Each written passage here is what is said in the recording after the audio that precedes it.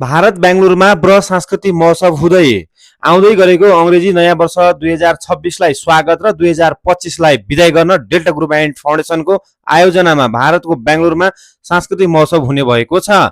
नेपालदेखि स्वर सम्राट राजु परिवार, चर्चित गायिका जानुका तामाङ आउने भएका छन्। प्रमुख अतिथिको रूपमा समाजसेवी अजित नागार्जी आउने भएका हुन्।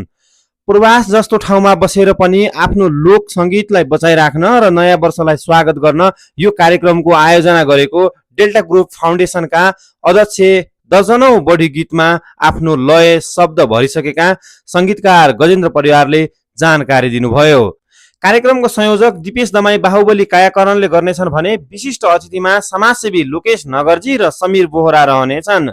त्यसै पछिल्लो समयमा लोकगीतको नाममा विभिन्न तरिकाका गीतहरू सार्वजनिक भइराख्दा लोकदोहोरी क्षेत्रबाटै लोक स्वर सम्राटको ट्याग पाएका राजु परिवार र जानुका तामाङले यसपालिको कार्यक्रमलाई भारत स्थित बेंगलुरुमा अझै विशेष बनाउनमा विशिष्ट रहेको आयोजक समितिका मुख्य व्यवस्थापक सागर कुमारलाई जानकारी दिनुभयो।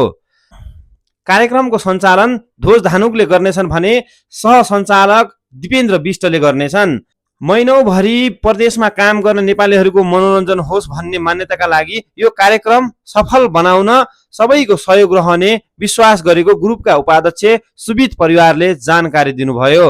राष्ट्रिय कलाकारको साथमा भारत बेंगलुरुमा बस्नुहुने कलाकारको बेजोड प्रस्तुति रहनेछ। पाइक पर्ने तपाईँ सबैजनालाई यस कार्यक्रममा हार्दिक आमन्त्रण गर्नेछौँ। कार्यक्रम हुने मिति, समय, स्थान। मिति 2025 डिसेम्बर 7 तारिक। समय बिहान 10 बजेदेखि बेलुका 6 बजेसम्म। स्थान Shri convention hall 460 feet road, सम्भोग नगप्पा लेआउट, सम्भावा Nagappa layout, Belekahalli, Vijaya bank layout, Bangalore, Karnataka. मानव जीवनमा समाचार, विज्ञापन, खबर हेर्न सुन्न शिखर खबरलाई फलोअप गरिरहनुहोला। धन्यवाद।